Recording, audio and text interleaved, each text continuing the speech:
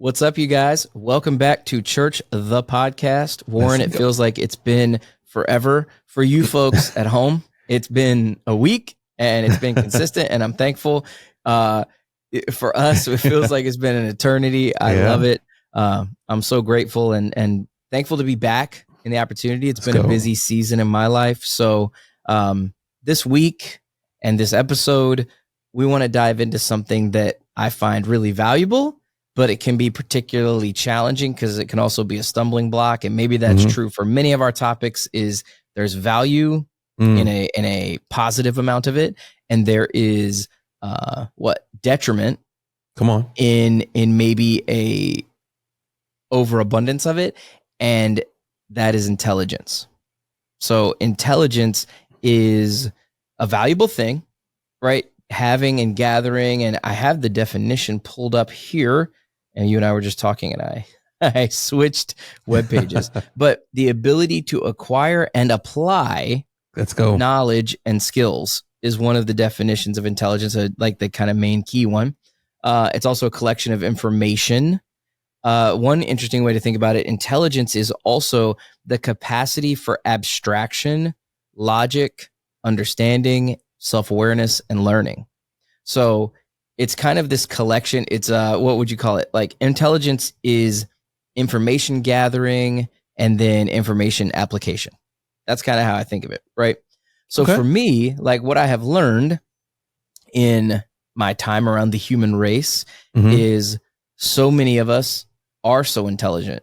It's really cool. And so many people can learn so many things about so many topics. I love listening to podcasts that are about topic-specific materials or things like that kind of, like, what would you say, pour into my life?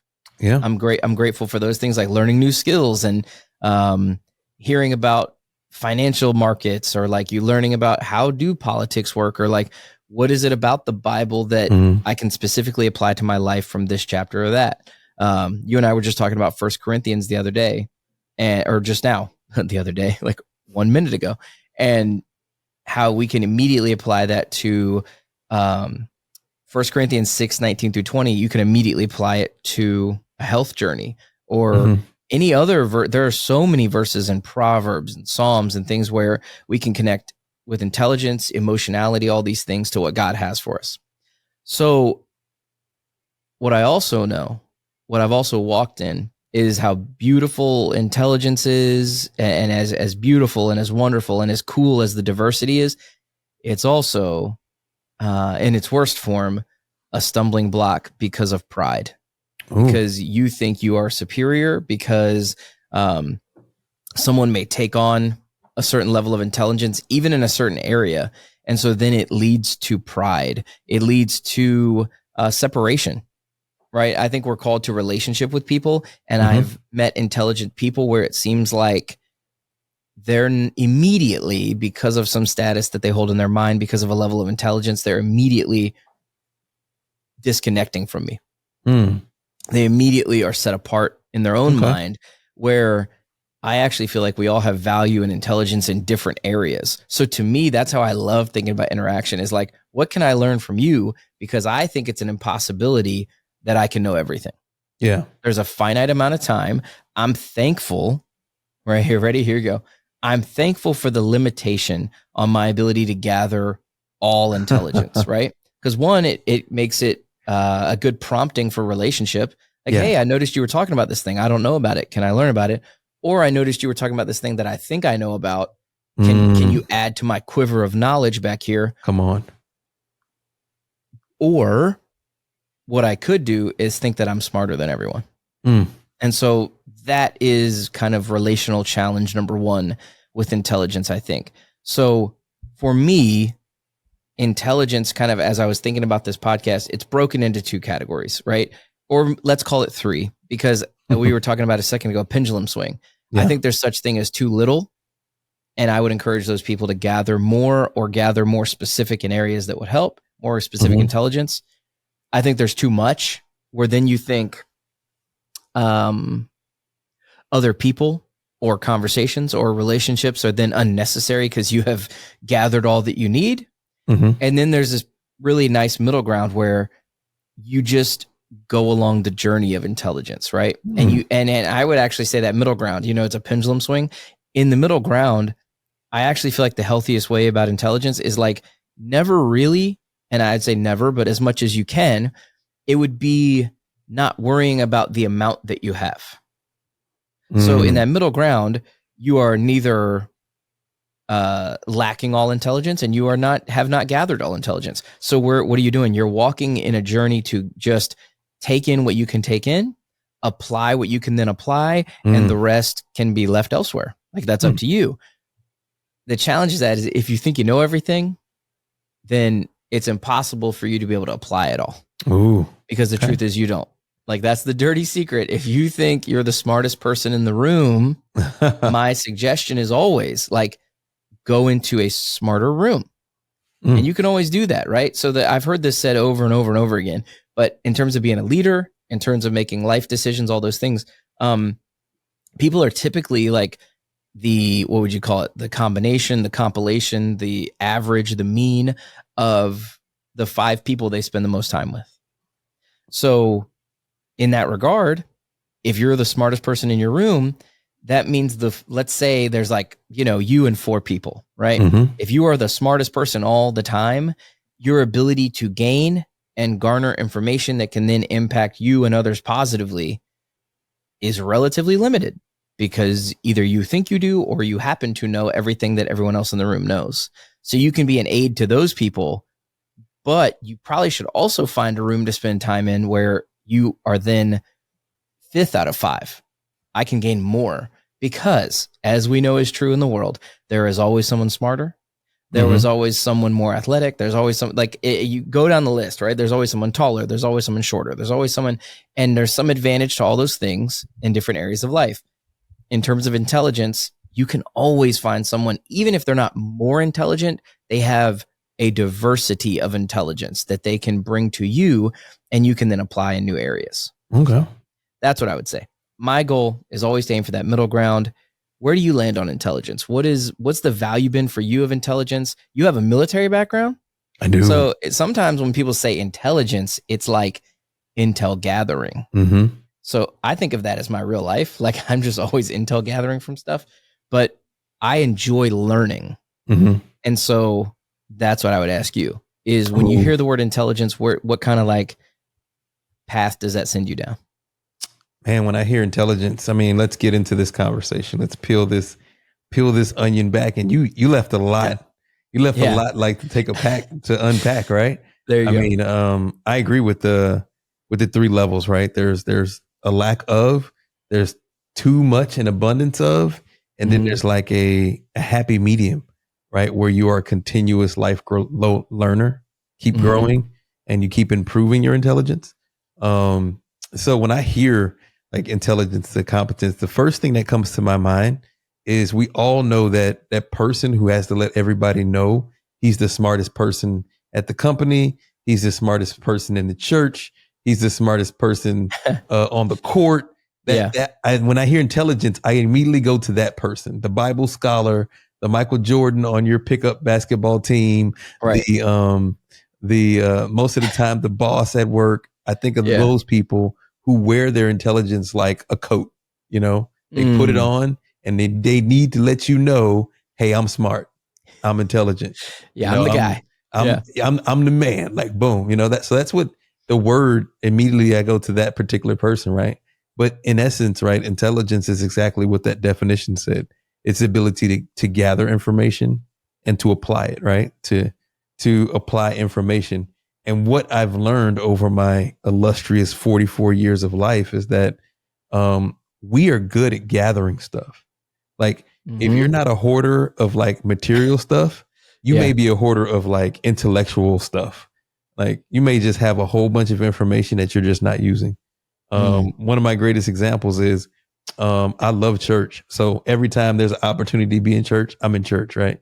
And my favorite part about church is the preaching. I mean, just because I'm a preacher, but I love the preaching, right? And so I take notes. I'm a note taker. Note takers are history makers, right?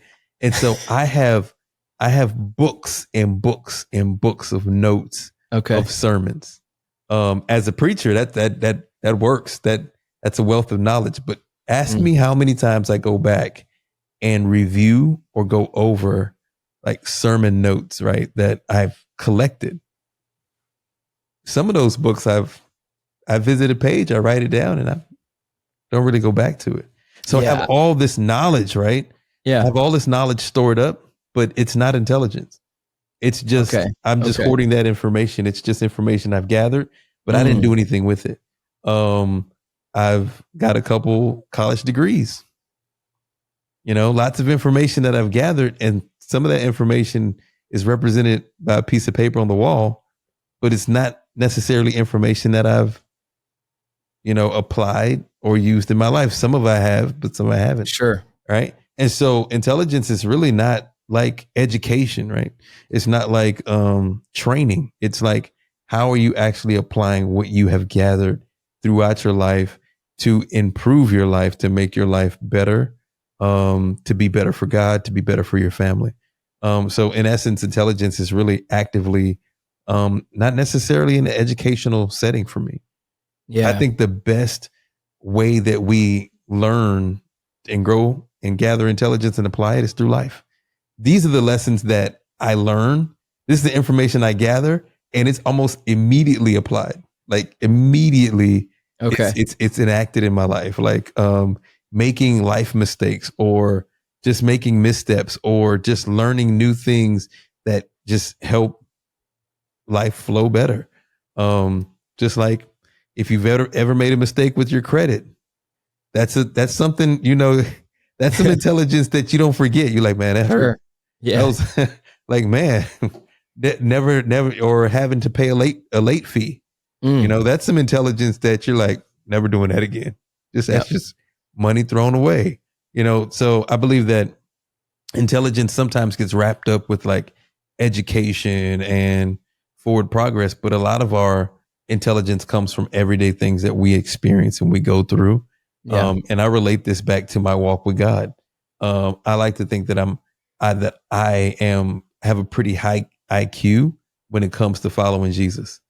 But the truth of the matter is, his ways are so much higher than my ways that when I think I have it figured out, I really have no clue. Right. But the thing is not to be too low, not to know nothing about Jesus. And the thing is not to be way up and think I know everything about Jesus. The thing is to be in that middle place where I'm continuously learning more and more about my Heavenly Father, that I'm in relationship with him. And I understand that my knowledge levels have nothing to do with how he is growing me and maturing me. Right. Yeah. And so when I was a younger preacher, I used to pride myself on being able to quote scriptures and be able to do this. And somewhere along the way, I kind of let that go. I kind of let it go to not be able to just, I used to just practice quoting scriptures for the sake of quoting scriptures, to look like, to sound like someone who could just regurgitate the Bible to prove that I knew the Bible.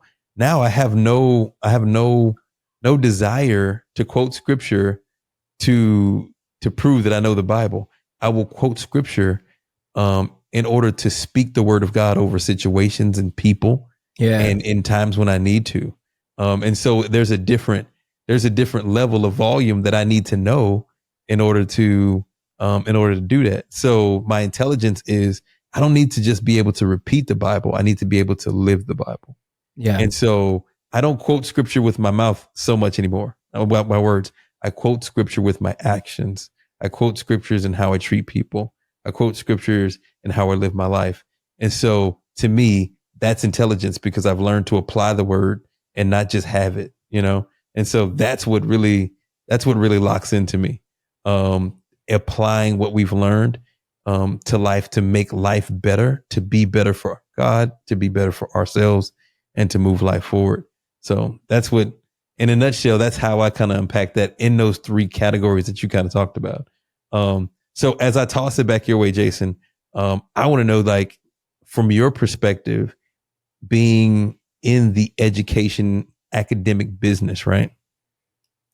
And I've dabbled in this atmosphere, right? I've seen kind of like some, academia can be very competitive. I think that it's a good thing. But I've also seen academia be kind of like a little volatile, like bookworm volatile. Like I have more research, I've written more papers, I've done more this, and there really is a hierarchy of what you do in that world. So how do you balance the academics with actually helping people learn? So basically, what I'm asking you as a professional educator, how do you help people apply what they learn versus just getting them the information? So there's a thing, and my father-in-law and I talk about this sometimes, called the tyranny of knowledge. And so what that means is when you know a subject so well that it becomes kind of second nature, you also can forget the steps in between step one and the final step, because you're moving so quickly through it that because it's second nature, you're applying it directly as you learned it. And this can apply to like a sport. This can apply to your profession, like anything you've done well enough to help some of the steps that for others would not be natural. You've helped those steps become habit. There's this thing that's the tyranny of knowledge, and it sounds really negative, but really all it means is it's a challenge. Yeah. It's a challenge for you to slow down when you're teaching it.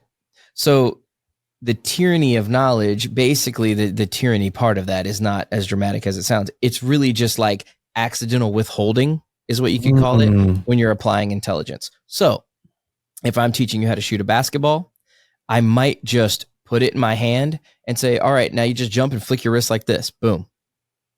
But then you watch, and I've done this before in coaching basketball with young people who are learning. They do it and they forget to jump. They forget to bend their knees. They forget that their elbow is supposed to bend almost to a 90-degree angle, because what did they do? They did exactly what I said to do. So it's not on them. They put the ball in their hand, they flicked their wrist and threw their arm forward. Now, what I didn't tell them is, like, you don't want to push it too far forward. You don't want to throw it back like a catapult. What you want to do is get that 90-degree. Like, I didn't walk through the things because I took for granted what I'm doing and what someone else took the time to teach me. In terms of applying intelligence in academia, what we have to be able to do as professors, as educators, is stay humble and slow down. That's good. So, because repetition is what you're offering. Like, I don't know if most academics feel this way. And I think sometimes when students feel floored, they feel overrun, right? They feel overrun by a topic. Yeah. And you may have had professors like this. I hope not, but they're teaching to check a box. They're teaching to get the material out of the way because they have to get through a certain amount of material. Not always their fault, especially in public school. Like, this is where some of the standards of learning tests and things have kind of caused a detriment, that you're going so quickly that you're going to overrun a lot of the students, or maybe most of them, but they won't have learned anything. They'll memorize maybe briefly, but the application part of it, where you have repetition, gets lost. It gets lost. It's not, you're not in the classroom with repetition. You go through it once, boom. All right, you guys got it? And by the way, the odds that a student raises their hand and says, I don't got it, that takes a certain personality, and it's a low % chance that they're actually going to speak up. Oftentimes I'll ask students and say, if you guys need help, let me know. And I think they feel a little embarrassed. So then after a couple moments, I'll see them look to their neighbor and kind of whisper something about, what's this Photoshop skill, or what do I do in Adobe Illustrator over here? And I'll just say, hey guys, you want help? I'll walk up, I stand up and go to them so that we can have a private conversation. I loved when you separated knowledge and intelligence, because in terms of academia, but in terms of all areas where there's someone who's knowledgeable about a subject and someone who's a pupil in learning, whatever that looks like, right? Even if you're teaching somebody a board game, right? You're teaching somebody a card game. Listen, I have played spades with people where it was like spades. Yeah. Ready? It was like religious doctrine. Yeah. About how you play your spades and like table talk, table physicality. Like, are you eyebrowing each other? What's going on? Like those kind of things. Like, are you communicating when you're not supposed to? Are you not slapping the cards down as hard as you're supposed to? Are you not playing quick enough? Yeah. Or slow enough is the challenge, right? So there's all kinds of like unwritten rules and rules to many different things in life. My point is you're always learning. You can always be a pupil, and the person who already has the intelligence in that area, they're always a teacher. Not everyone's a good teacher. We have great teachers. We have patient teachers. We have loving teachers that want to walk you through repetition. And we also have impatient, ready to go. In fact, they don't really care, dirty secret, if the pupil's like really gathering it, as long as they feel like they're getting their spades game in. You know what I mean? They're playing pickup basketball. They don't have time to slow down and be like, well, I can't teach you basketball right now, but maybe we can help you later. But then you have coaches where it is actual practice time and they don't have time to teach you because they have other talented players. So they want to go up the next level in terms of strategy, right? So on certain teams, I have seen players who lack skill be left behind to learn it on their own because the coach is more interested in a different kind of teaching. To be clear, I'm not saying that's good or bad. I'm saying there are certain circumstances where like within a team, if the team is of like a certain caliber, the expectation is that we don't have to teach you certain things. So if we end up having to do that, there is a time and place to gather that type of intelligence, but maybe that setting is not it. So I wanted to say that to say, I have grace for coaches. I have grace for professors. There's moments where like, man, now's not the time. Like we need to gather this information elsewhere, or maybe that is on you as a learner. Right? As people, we have an opportunity to learn. We can see the value in learning if we accept the responsibility of it. And so in academia, to say it kindly, we certainly have professors that are either justly or unjustly preoccupied with speeding through things, or there's different, the challenge of being a professor is that you are still a person. So you still have, right? You still have family life going on. Yeah. You still have kids at home that aren't listening to mom. You still have the dog at home you got to take out and feed. Like there's all these things going on. And so interestingly, the positional elevation of any one person, even let's say we just had the debates recently, a president of a country, even being elevated as high as that, like in terms of our political statures and all those things, that's about as high as you go. Even they have relationships in their life they're trying to maintain. And the decisions they make, not that they always should, but they can be impacted by the relationship they have. And we can see this among like presidents of different companies. Oh, I guess presidents of companies too. Yeah. I was thinking countries. You could see this like between Christians, right? Pastor to pastor in different churches or different congregations. Some people have great relationships and some people don't have the capacity or the time or the interest in like stopping to educate themselves on what someone else believes or what is going on behind the scenes. So when you separated knowledge and intelligence, I think that's the difference. You can know a professor is a person. I can know my coworker. I can know my child. I can know my wife, my husband. I can know that these things are going on in people's lives. I can know how they are as a person. I can have high emotional knowledge. But is it emotional intelligence if you're not applying it?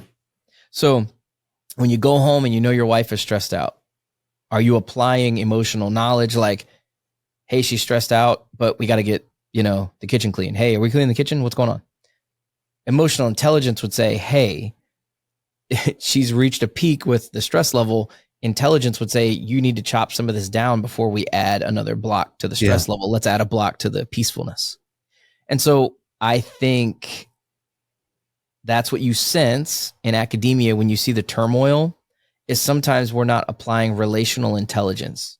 And the real challenge of that is the more intelligent you get, the more, I'm pausing. I want to make sure I want to say this. Like the more intelligence you garner, sometimes the more right that you think you have in a room to be heard or to speak. Interesting. And it's and the hard part, and this is, let me talk about me. Like, it's not always true. So I can think I know, I can think I understand, and like, hey, I'm going to offer really valuable things to say here.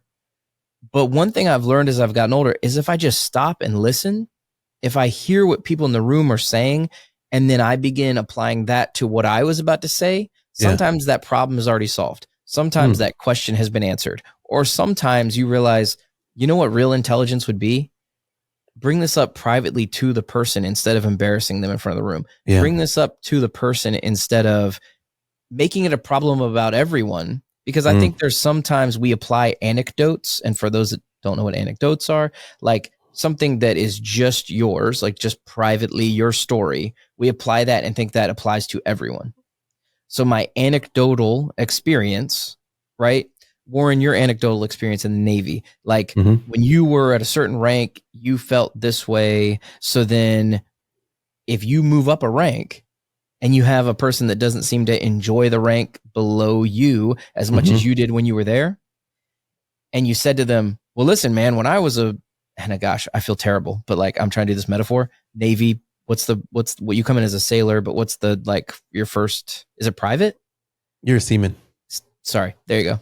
Seaman. Yep. You come in as seaman and then you get promoted to petty officer. Petty officer. Okay. So when you're a petty officer, if you're like, listen, dude, being this, entry level seaman, dude, that was great. I loved that moment of my career. And somebody's looking at you like, I am struggling. You're applying knowledge, because you can be like, well, listen, man, all you got to do is, these are the 3 things I did to make it better. But you're not applying any intelligence like, well, hey, some intelligence might tell me my experience is different. Yeah. So I'm going to sit and listen. And then here's the crazy part. I can gain intelligence from that, because not just with the person who's struggling that is now working under me when I'm a petty officer, for instance, the next person that comes in my office, I can apply, well, hey, I've talked to gentlemen in your position before. I've talked to ladies in your position before. Can I offer this? This may help, because here's what I've seen work and here's what I've learned were their struggles. Does this sound familiar? And I think a lot of intelligence, I guess this is where I'm going with this. Academia, we all have a voice. We have a platform, because in the classroom, you're the guy or gal. This is your thing. Yeah. I wonder if real intelligence is listening though, rather than talking, because then when you apply it, you can be really pointed. And that's what I thought of in kind of application, what you were talking about Bible verses. So when you talk about those tongue twister, when you talk about Bible verses being relevant, not to prove you are intelligent, but to prove how awesome God is and his intelligence. Yeah.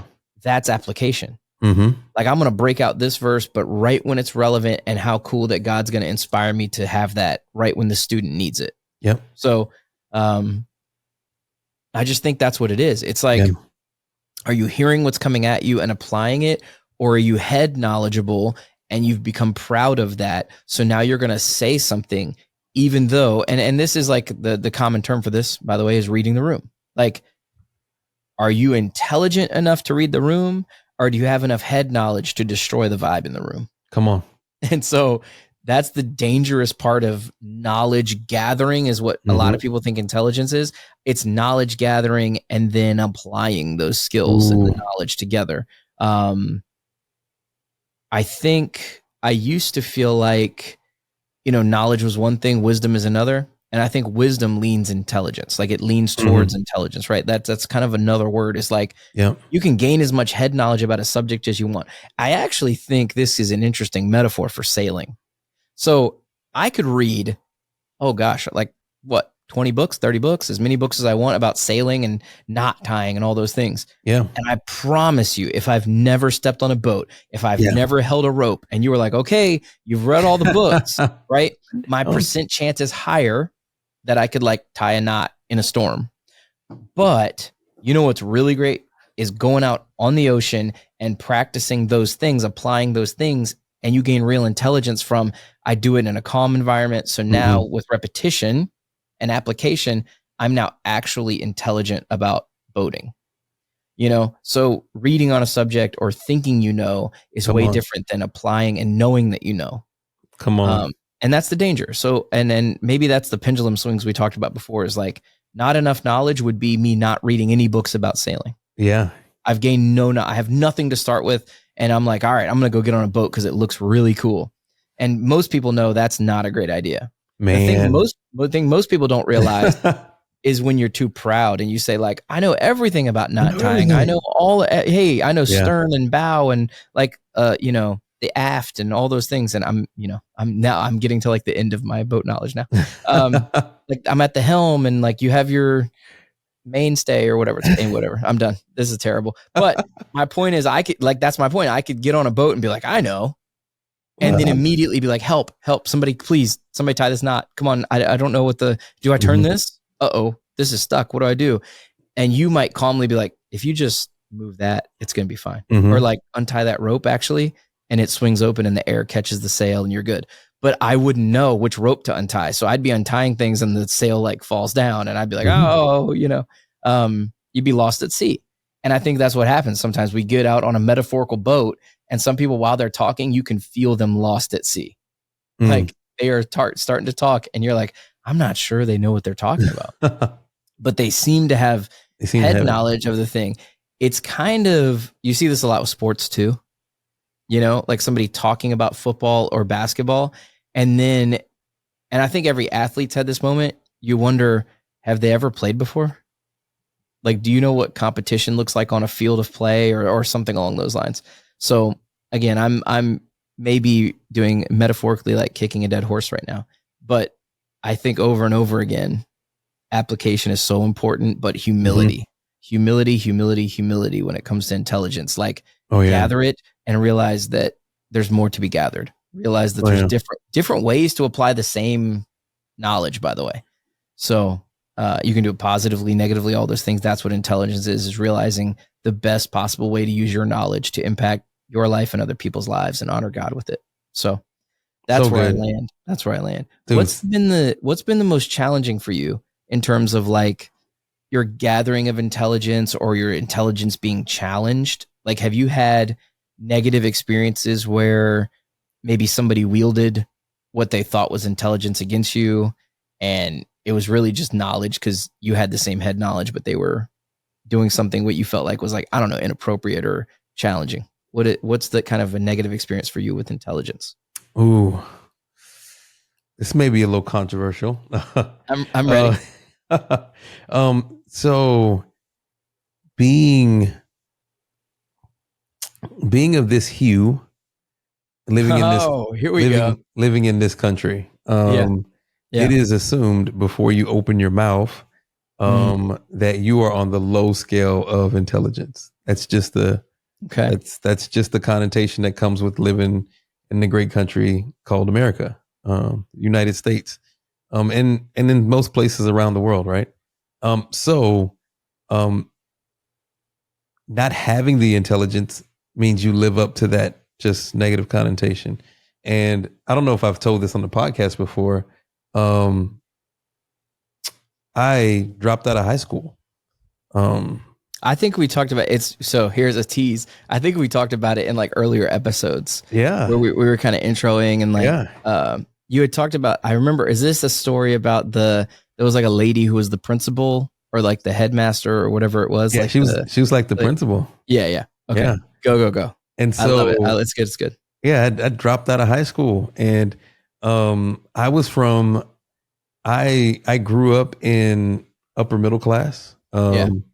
And my father was a NASA architect and foreman at Shell Oil Company, a pastor, a business owner, and he passed away. And our family fell on hard times. And there came a time where I had to choose to either go to school or work a part-time job to, make sure we have food and lights.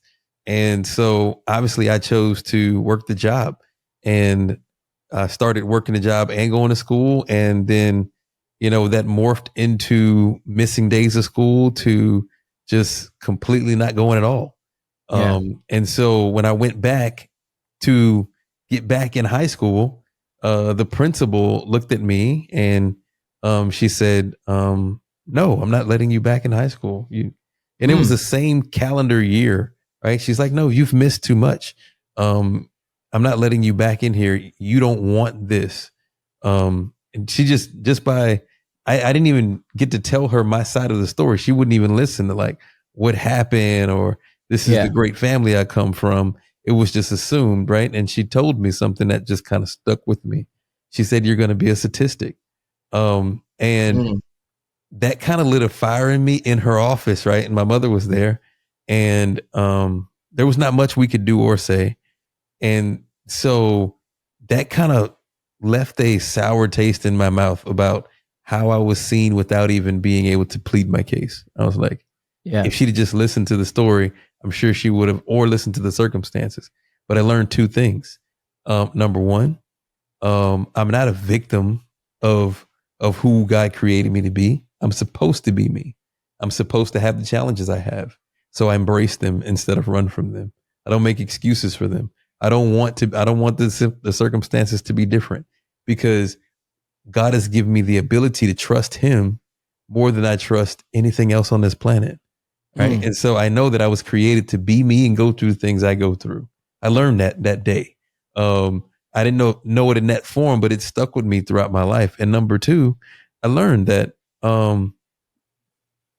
situations won't always go the way you plan. Right. We plan for one thing, right? And then God just has a different direction. And most people are like, oh, I made this, I did this on myself. I should have not dropped that. I should have. Well, my life wouldn't be what it is today if I hadn't, right? If I had not have made the choices I made. Would I have been in a better place, made more money, have been a different person? Probably. But this is who God has created me to be.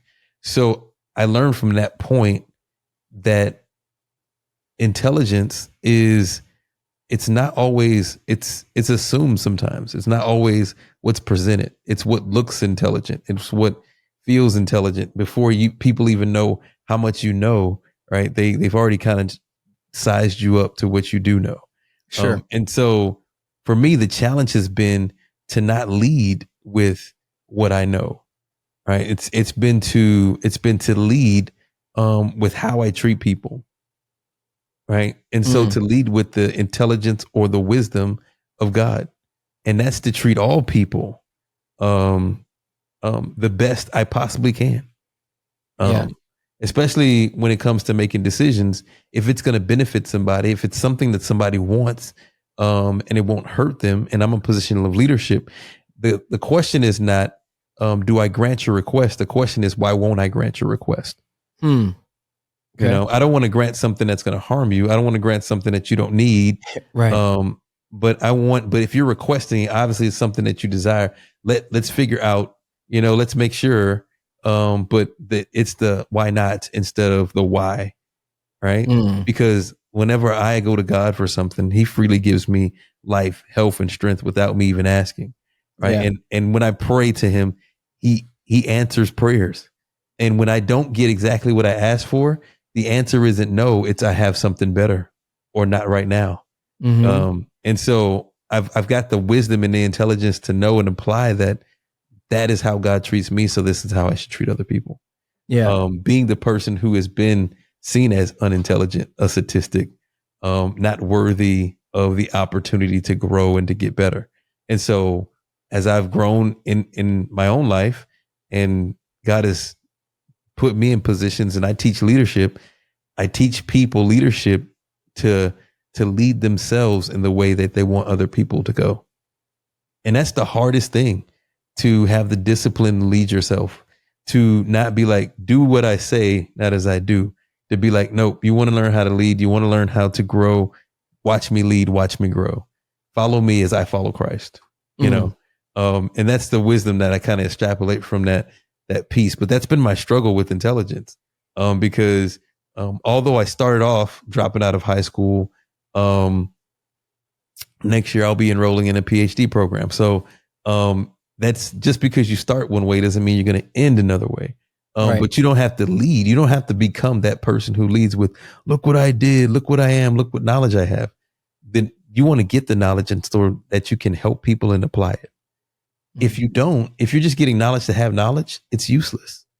It's kind of like those journals of sermons I got, if I don't make it a purpose to go back and open those books up and read that stuff and, and go back and review it and bring it back to memory and apply it, then it's just stuff I've gathered, And so I want to have that balance in my life where I'm not overloading on my gathering and neglecting my applying. Right. You hit on something when you were talking that, I mean, I don't know if you read my mind or something, but we were talking about the Navy and the different ranks, right? Mm-hmm. I had great success in the Navy. Retired as a Navy Master Chief. No big deal.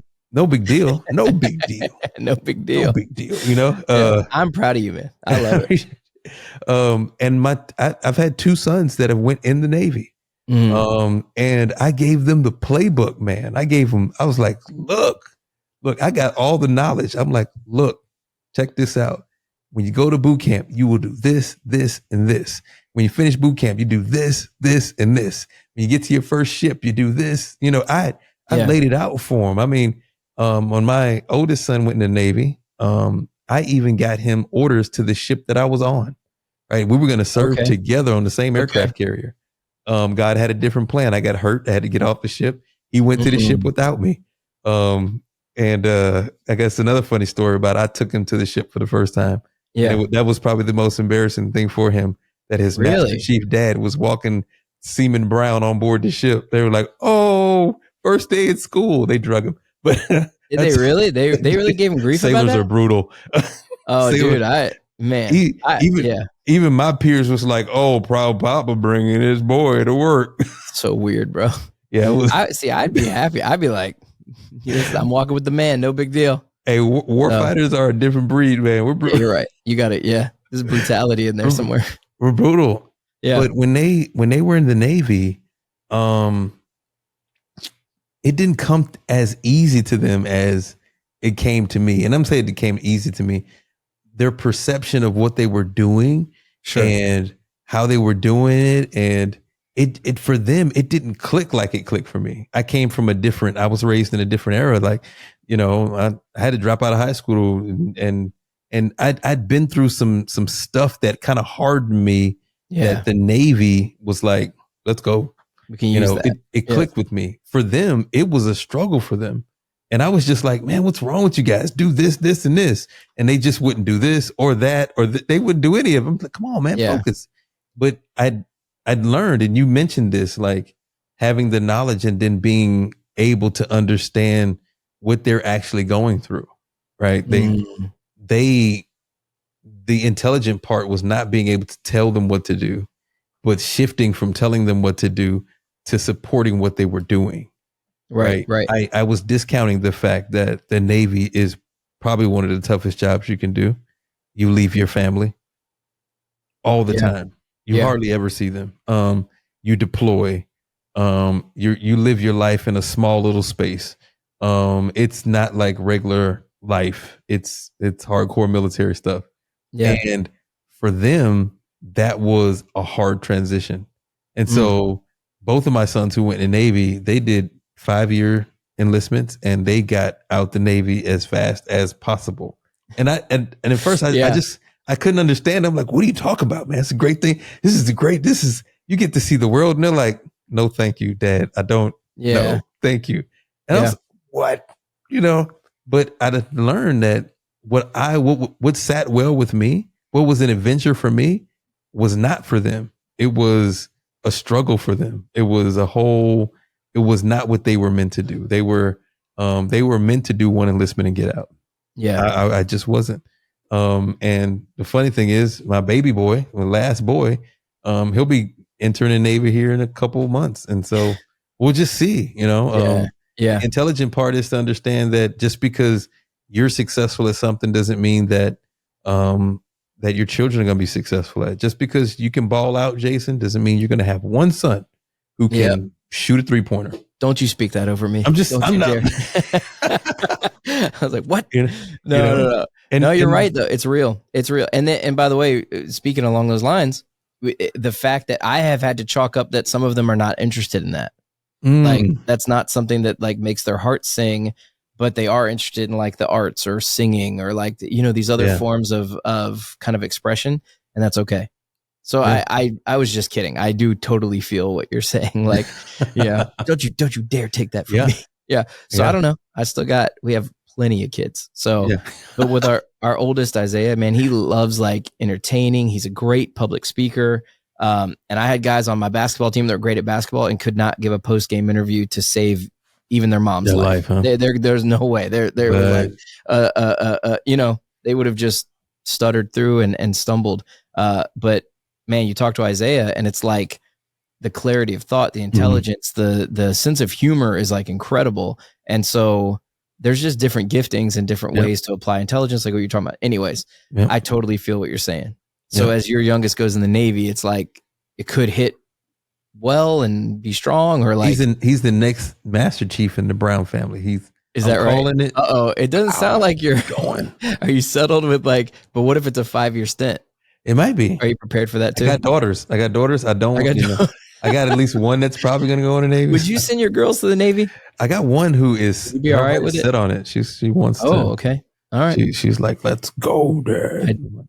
It's a tough. Well, you would mention how tough of a gig it was. It's not fair, but I'm like, I have 2 daughters out of our 8, and I am a little.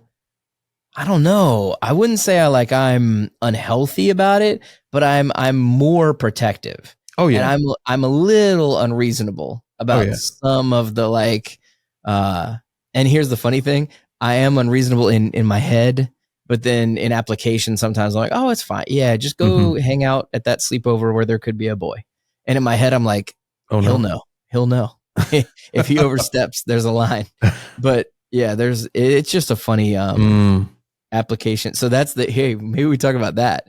Isn't that interesting about intelligence? But then your emotions and your hopes and dreams and all those things can get caught up, and your head can be telling you that this is going to be fine. Your heart's or whatever that is, that emotion that what that selfish part of you that wants to do what you want is react. Yeah. You need to react right now. Right now. Yeah, go. Yeah. So I need to tell them get back in the Navy. You know what I mean?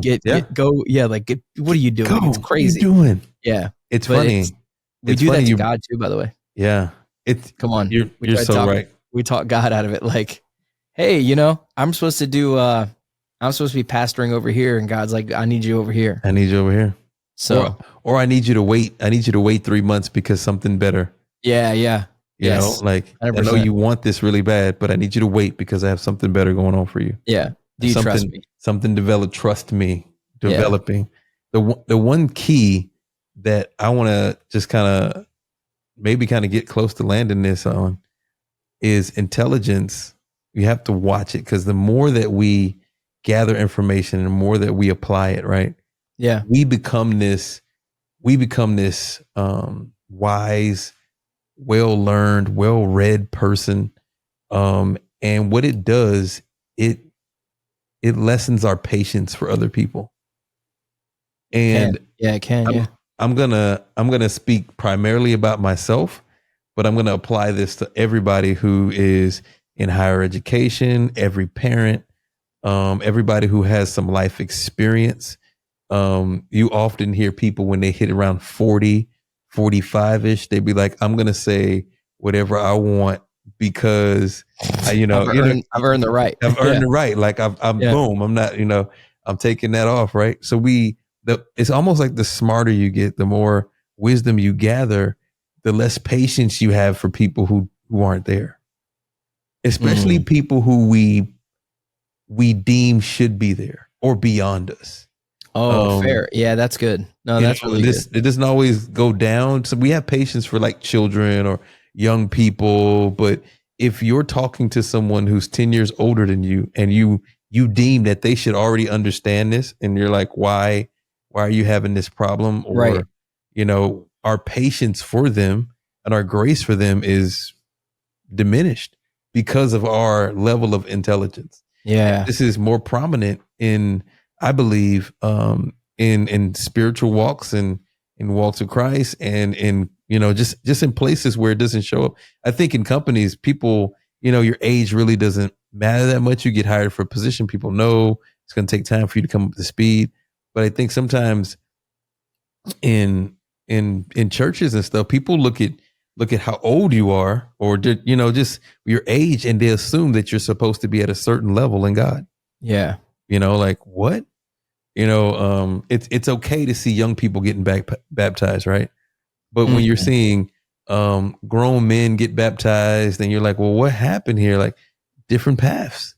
Yeah. Like where are your patience for the people whose journey is different, or they just haven't encountered this information, or, and so that's the one thing that I have to keep myself in kind of a line with, to understand that just because I've been blessed that God has given me this a measure of wisdom and knowledge, because I don't have it all, but that I also have to have grace and for people who are not there, and be able to explain and walk with them and not leave out the details.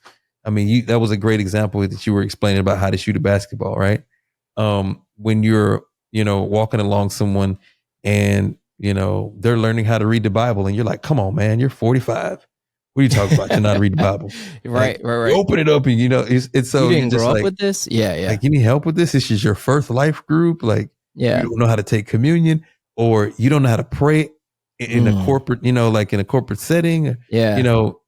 As Christians, sometimes we can have less patience for people who don't have the spiritual or, religious intelligence. Like, really? Or and not even just experience. Like they're coming new to this. Yeah. Do you know what word I keep thinking about? You've brought up 2 examples now. The word perception. Ooh. Right. So here's what we do. We look at someone's race. We look at their gender. We look at their age. We look at what they wear. We look at all these things that in theory help our perception of people, because some of that is good. So like, for instance, if I see a guy on the side of the road and he's in a 3-piece suit with a briefcase, right, and he's standing on a corner in New York City, I don't think to pull out my wallet and be like, here's $5. Right. And he looks at you strange. And he's like, what are you doing? And I say, well, I see people standing on corners before and they're looking for money. So I'm giving you money because you're standing on a corner. And he's like, well, that's not what I was doing. Well, so perception would help me a little and be like, well, oh, this guy has no shoes. This guy looks like he may not have showered, or like is just going through real struggles and has a piece of cardboard in his hand. I can't see what it says. Like, I'll start getting my wallet out if I'm going to give that person money. You know what I mean? Like that's the ability for perception to help. So I'm not saying it's all bad. There is like, you can inform yourself a little bit based on past experience through perception. The challenge is we have to be open to either challenging it ourselves, or God himself challenging our perception of something. Yeah. And so you could say that you go into a relationship with clean slate, but if a 45-year-old guy walks up to you clean shaven in a suit, he could be a bank robber. But your past history tells you like, well, I could probably trust this person. And sometimes it's wrong, right? Maybe it's a bank robber. Like they're walking up to you with a gun. You're like, oh, whoops. So it changes some of that, like the reaction to those things, right? Like perception. But that's the real challenge, is like, if someone perceives us differently, if we perceive someone else differently, are we patient with people? Like I think that's what you're trying to say. Is like, I mean, I'm not trying to put words in your mouth, but like, that's the benefit of intelligence. Ooh, here we go. Preaching a little bit. The benefit of intelligence might actually be applying it to what you know in order to remain patient. Come on. Right? Somebody's losing control. You're intelligent enough and emotionally and mentally, and trust God enough that like, now I can help the situation. Yeah. So intelligence, what's the main benefit? And I said this to some students the other day. Actually, some of my ministry chaplains we were at dinner and they asked like about sin and different things. And I said, guys, when I really think about it, and I don't know if somebody else has said this before, so this may not be an original thought, but I was just like, I feel like sin is chaos, like in your life, in your relationships. And really like what God brings us in the Bible is a way to have order. It's not a way to take away our fun. It's not a way to make a joyless life where you're just so focused on religion that it like, I don't know, makes life boring. I think it brings order so that you can have fun. You can relax. There's not chaotic thoughts. There's not chaotic actions that are destroying your life. There's all these ways that God's like, if you just trust me, I promise you'll have peace and order, and then your life will be a joy to live. Perception, right? If we allow it to be chaotic, if we allow it to be like, man, you know what, Warren, one time this black kid when I was in second grade pushed me on the playground. And so now every black dude I see, I'm just like, he's going to push me on the playground. I know it. Really, that's one person, that's anecdotal, and that was one experience. So I can allow that to edit my perception, or I could say, you know what? Like, the intelligence tells me that kid, man, he and his mom had just gotten a fight that morning. Or maybe that kid, man, like he's one of the Warren Browns of the world. When he was young, he is like fighting to survive and has a job, and like you don't even know. And so like when you ask to borrow money from him, okay, somebody comes up to you and you're 16-year-old, 17-year-old Warren's like, hey, can I borrow money? You're like, man, I can't because I got this and that. I can walk away bitter, like, yeah, I saw money in his hand. But you don't know somebody's circumstance. You don't know what's going on. Intelligence tells you like patience. Yeah. You ask a question, you're opening it up to a yes or no answer. Yeah. Right. So patience and patience with the perception we have of people. And I think that is the benefit of real intelligence. You slow down. Like, there is time, we have the ability, we are able, but are we applying this correctly? Intelligence is applying it at the speed at which it needs to be applied. Yeah. Because I can have all the answers, but I'll tell you what, if we're in marriage counseling and there's a couple that's fighting and I immediately start throwing answers at them and I'm not listening, they don't care because they don't think I care. Yeah.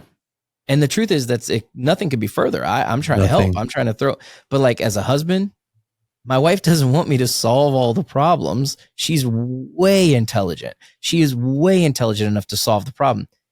Can she just share because it's hard emotionally? But if I'm so quick to throw knowledge at people, that's not the application.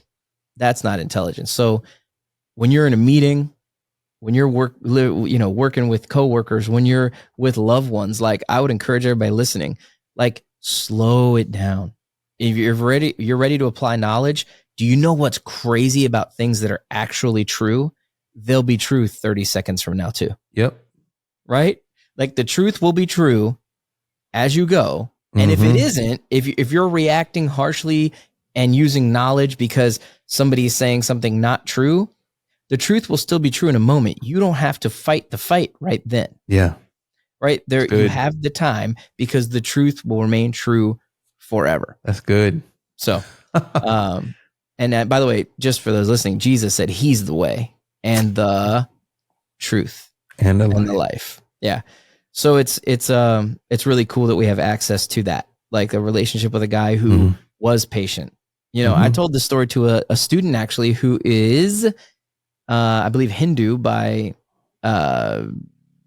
birth and like culture, culturally, but like, I was telling a story about how Jesus wrote in the sand in a situation where most people would freak out. Most people would tell the men who were gathering stones to stone this woman who had sinned.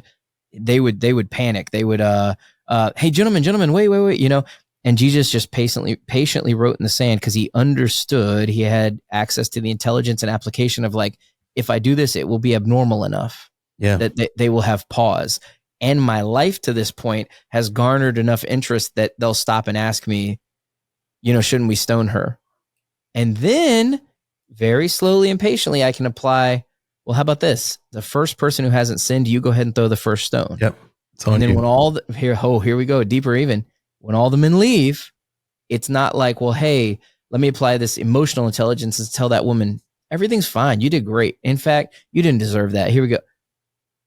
Go and sin no more. Come on. Like he knew even she needs encouragement to improve, but the patience, the application, like we can learn so much from the speed with which Jesus moved. So his perception was clear. So good. Yeah. He had the advantage of like knowing people's hearts and things. So we have to have faith that like God will give us discernment and we can apply discernment and intelligence in those moments. Like we don't have to strike back at someone because they look like or act like or seem like they could be one way. In fact, I have great relationships because I was able to swallow perception and go after a good relationship, right?